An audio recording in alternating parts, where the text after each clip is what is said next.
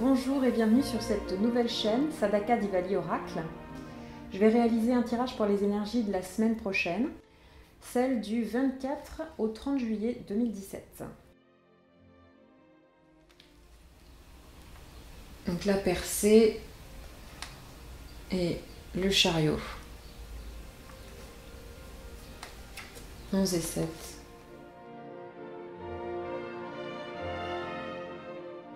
J'utilise toujours le Osho Zen Tarot et le tarot médiéval de Scapini.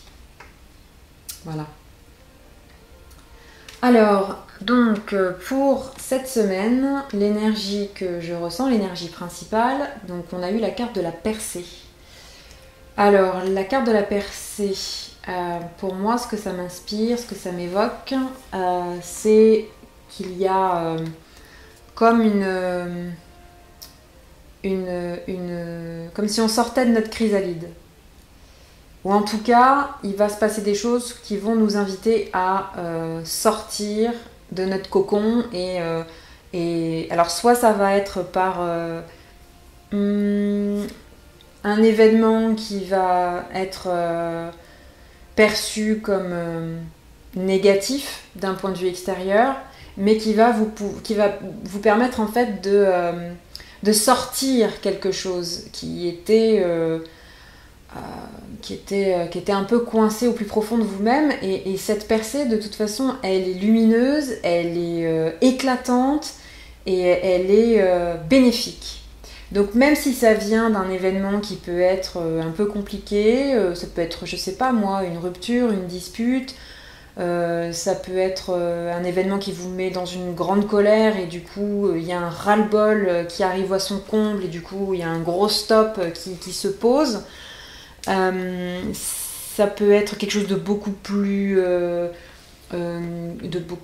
serein, ça peut se passer de façon plus fluide, on va dire, pas forcément par un événement négatif, ça peut aussi être par un événement positif, comme le fait de se lancer dans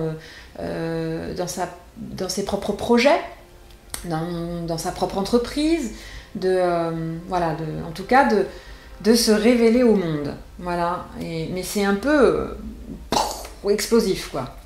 Et c'est accompagné de la carte du chariot, qui est une carte, notamment, en tout cas c'est ce que je vais prendre de cette carte dans ce tirage-là, de victoire.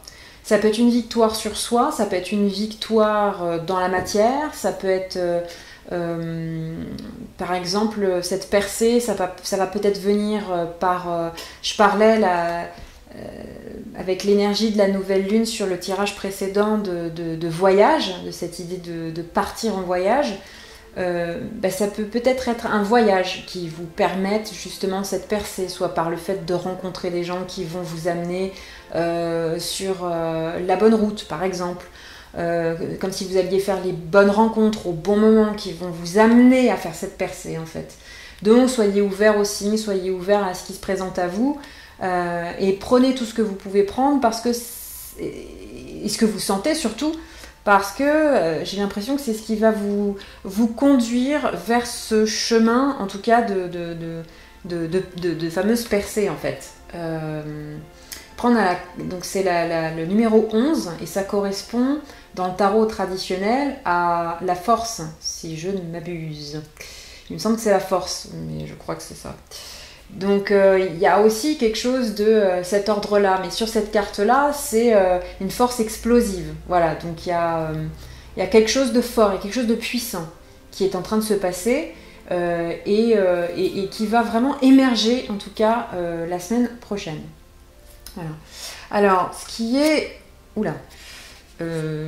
inconnu, enfin inconscient, au domaine en tout cas de l'inconscient, on a la carte du fardeau.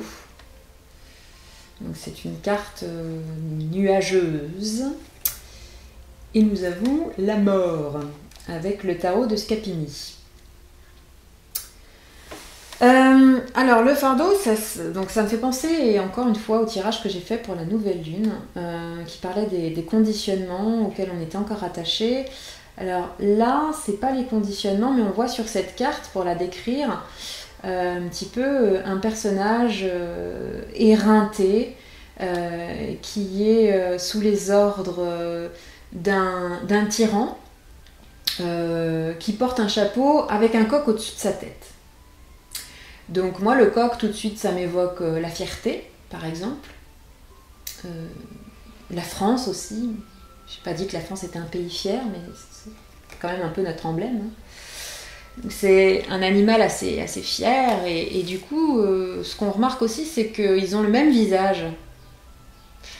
C'est la même personne, mais avec deux personnalités différentes. C'est un peu comme le prédateur et la proie, en fait. Hein, non, c'est pas ce que ça nous évoque. C'est pas ce que ça nous évoque. Ce que ça nous évoque, c'est plutôt... Mais en même temps, oui, si. Oui, mais non, mais oui. On peut philosopher longuement dessus, mais... je pourrais philosopher longuement là-dessus, mais c'est plutôt que... La partie, on va dire, il y a une espèce de dictateur qui nous oblige d'une certaine manière à regarder dans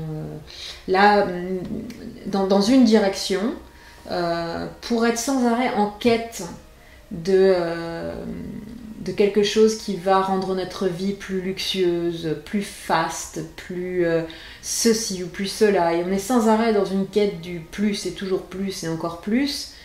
Et ce qui fait que c'est une quête qui finit par éreinter notre être intérieur, celui qui est prêt à se mettre au service des autres et qui se met au service de cet ego qui est dans une recherche qui est peut-être pas forcément la meilleure et la bonne.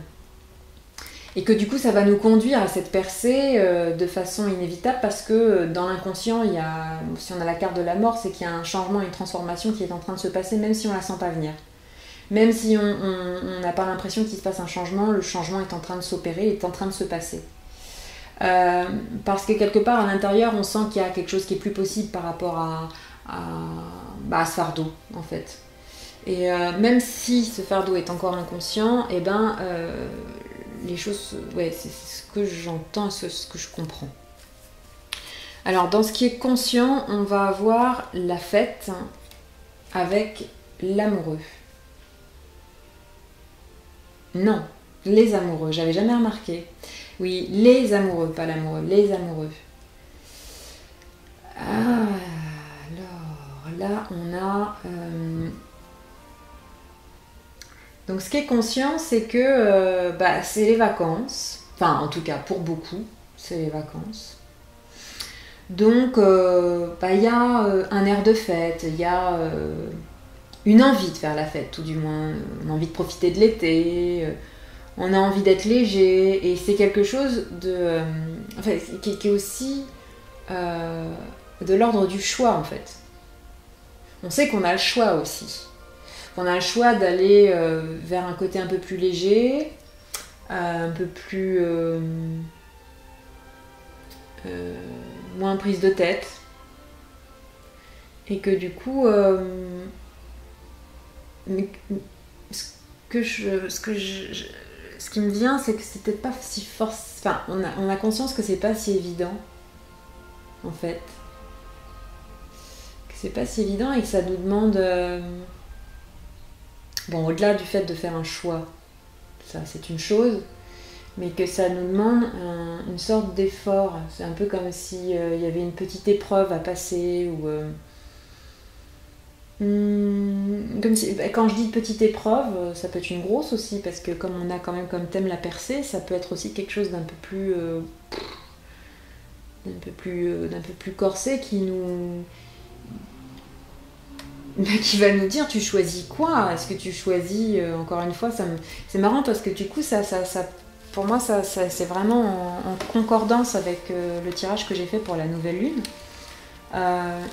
C'est qu'il y a deux choix encore une fois qui s'offrent à nous, celui de continuer à obéir d'une certaine manière à cet ego qui nous emmène à cause des conditionnements passés dans la mauvaise direction parce qu'on pense que c'est comme ça et que c'est pas autrement, ou alors on a conscience que la vie peut être vécue de façon plus légère, plus en harmonie, et que c'est pas obligé que ce soit quelque chose de laborieux, que ce soit quelque chose de difficile. On a conscience de ça. Et ce qu'il y a, c'est que le fardeau, il est ancré profondément dans nos cellules, dans nos schémas, dans nos programmations. Donc, pour réussir en fait à passer un peu, on va dire, le cap, pour aller vers cette percée, il va falloir qu'il se passe soit quelque chose dans la matière qui nous pousse à faire cette percée, ce choix de légèreté, de gaieté, de plaisir, etc. Soit c'est quelque chose qui va se passer à l'intérieur et qu'on va mettre des choses en place, mais qui vont pas forcément être évidentes, parce qu'encore une fois, c'est pas évident, des fois, de mettre même, ne serait-ce que carte sur table, d'écrire ce qui va pas, de se dire mais pourquoi ça va pas, de se poser les bonnes questions. Des fois, on a un peu la fainéantise de faire ça. On préfère des fois, pour certains, allumer la télévision, s'affaler devant et puis pas réfléchir. Ça nous paraît plus simple, on se repose, on réfléchit pas trop, du coup, voilà. Mais en réfléchissant pas trop, du coup, on laisse la vie s'écouler, et on laisse le fardeau se faire de plus en plus lourd, et puis, il y a un moment donné où ça explose et ça éclate. Donc, peut-être que ça peut être, allez, je m'assois à une table, j'écris ce qui va pas, ou j'écris ce que j'ai envie de créer, de vivre, quel est mon plaisir, qu'est-ce que j'ai envie de vivre, c'est quoi qui me ferait faire la fête, en fait, qu'est-ce que j'aime faire. Ça peut être ça aussi.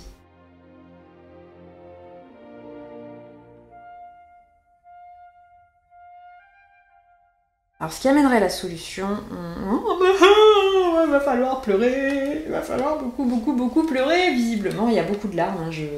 On a quand même 2 cartes de larmes. Il y a le roi de glace, quand même, avec la carte de l'isolation. Et puis, on a la carte de la lune. Et puis, ça pleure tout ça. Il y a de l'eau, je vois beaucoup d'eau. C'est une forteresse, comme s'il y avait une forteresse, en fait. Ça fait penser au chevalier à l'armure rouillée, qu'un ami m'avait conseillé de lire. J'ai adoré le lire, je vous le conseille aussi si vous ne l'avez pas lu. Pour moi, c'est une sorte de conte un peu initiatique. Et je vous raconte pas l'histoire. Achetez le livre, il est vraiment bien, mais ça me fait penser au chevalier à l'armure rouillée. Et la seule façon en fait de nous nettoyer. Le problème, c'est que j'en dis beaucoup sur le chevalier à l'armure rouillée, du coup, là. Mais c'est intéressant à lire quand même. Je vais aller jusqu'au bout. Le fait de pleurer, c'est la seule façon de pleurer à vos mouchoirs. Non, ce que je veux dire par là, c'est que le fait de pleurer, c'est aussi une façon de faire fondre la carapace. Parce que je pense qu'il y a au-delà de la frustration, au-delà des colères, au-delà de toutes les émotions qui peuvent être un peu vives, fortes, etc. Même avec cette carte de la percée, j'ai tout de suite, ce qui me vient, c'est par exemple des grosses colères qui nous font sortir de nous, sortir de nos gonds. Oui, mais ce qui se cache derrière tout ça, c'est une immense blessure. Et c'est une blessure... souvent ça fait pleurer, quoi.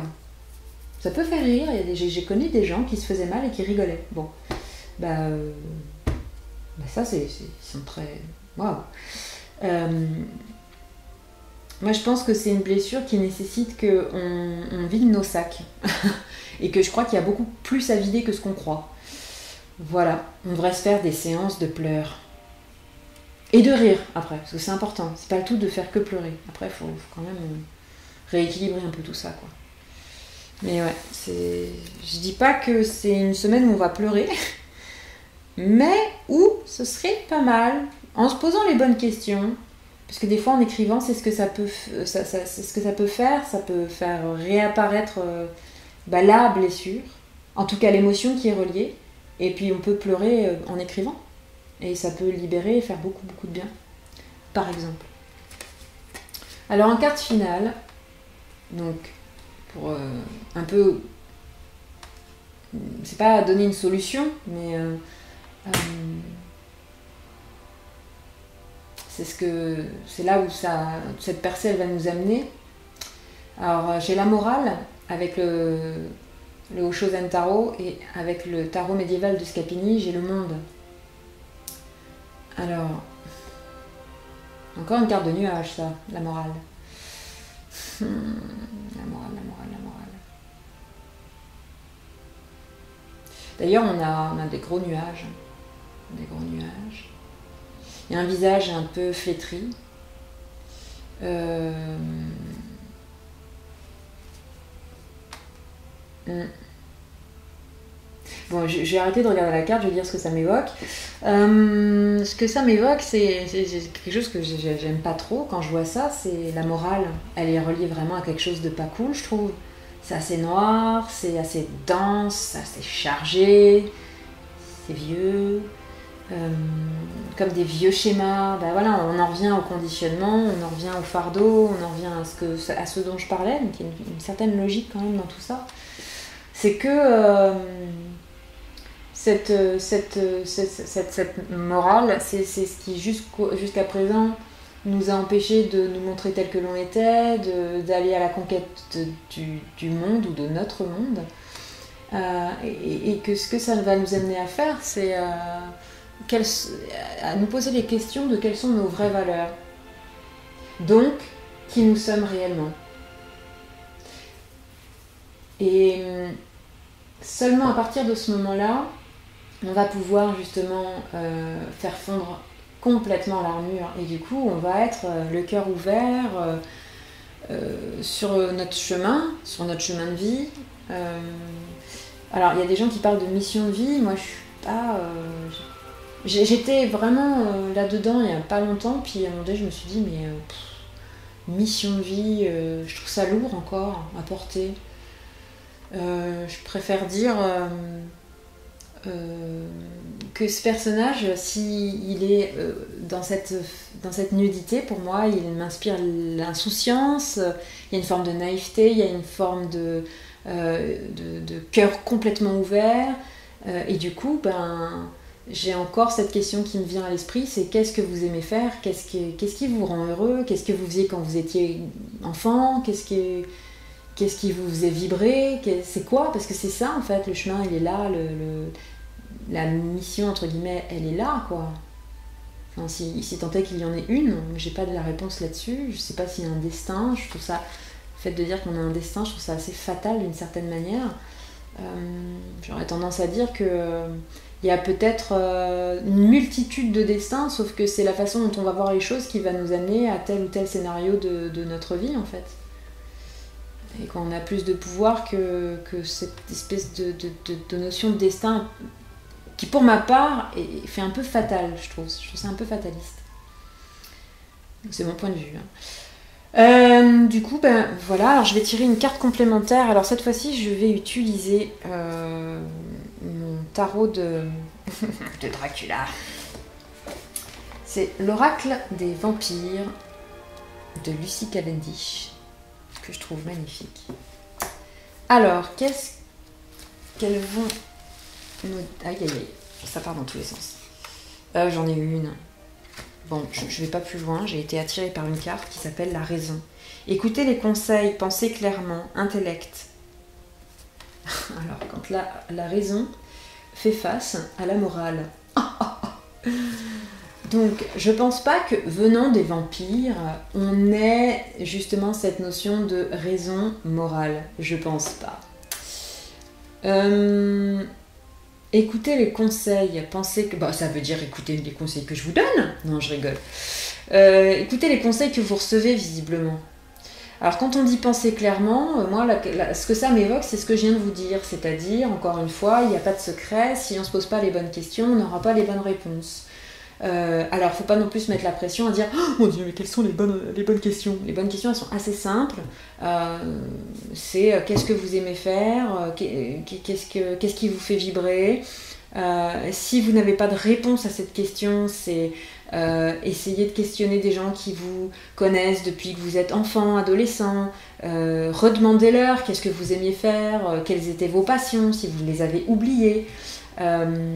Et si vous avez la possibilité, par exemple, si vous adoriez, je sais pas moi, le dessin, est-ce que vous reprendriez pas par exemple des cours de dessin juste pour voir comme ça, où est-ce que ça vous emmène, où est-ce que ça vous amène, parce que le fait d'écouter son cœur, ça nous amène sur une route, et nous, notre ego, il se dit ouais, c'est cette route-là, donc c'est ici, c'est comme ça, il fait des routes, des cercles, des machins, des trucs, mais sauf que ça se passe jamais ou rarement comme notre ego l'a décidé.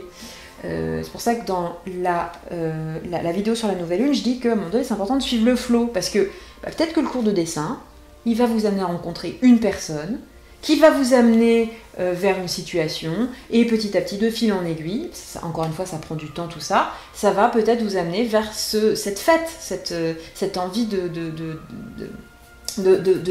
vivre une vie plaisante, une vie que vous avez envie de vivre, une vie qui vous fait plaisir, qui vous donne, comme un jeu, quoi, de la vivre comme si c'était un jeu et pas comme un fardeau, voilà. Donc, je vais quand même juste regarder dans le petit livret donc, ce que ça nous dit, la raison. Je vais pas tout lire, je vais juste vous donner les grandes lignes. Alors, on a, c'est marqué bénédiction, mais je vais dire dans le côté positif, alors. Votre esprit est puissant et sera utilisé pour l'objectif suprême de votre âme. Acceptez d'excellents conseils et voyez les résultats qui peuvent en résulter. Ça se trouve, mes conseils sont excellents, vous devriez les appliquer et peut-être que cela va changer votre vie radicalement. Trêve de plaisanterie, c'est peut-être pas une plaisanterie d'ailleurs, j'en sais rien. Dans le côté plutôt négatif, qui s'appelle ici malédiction, peur d'accepter des conseils qui semblent presque trop sages, la conviction que rien n'est facile, paniquer et être submergé par les détails et les formalités administratives, le sentiment que vous n'avez personne vers qui vous tourner. Alors, comment vous pourriez utiliser cette carte ? Eh bien, il est temps de vous asseoir calmement. Il est temps de vous asseoir calmement, de vider votre esprit et de commencer à réfléchir à propos des détails d'un dilemme. Il y a une personne qui est en mesure de vous conseiller, demandez-lui son aide, écoutez et agissez lorsque de bons conseils vous sont donnés. Voilà, alors, quand je disais, au tout début du tirage, vous allez peut-être rencontrer des gens qui vont vous aider, vous allez peut-être rencontrer, je sais pas moi, en vacances, ou je sais pas moi, dans n'importe quelle situation. Écoutez bien les personnes que vous allez rencontrer pendant la semaine qui va venir, parce qu'il serait bien de bons conseils. Voilà, donc ouvrez les écoutilles, faites confiance et normalement vous devriez recevoir de très bons tuyaux, de très bons conseils pour petit à petit vous libérer du fardeau, déprogrammer ce qui est à déprogrammer si vous voulez une vie plaisante, etc. et faire le bon travail, le bon chemin. Voilà, ce tirage me parle énormément. Du coup, j'espère qu'il vous parle aussi, hein, c'est quand même un peu le but. Voilà, je partage ma passion et ça me, voilà. Si ça peut aider, c'est chouette. Je suis très contente. Voilà, bien écoutez, je vous souhaite une excellente semaine et puis je vous dis à très bientôt.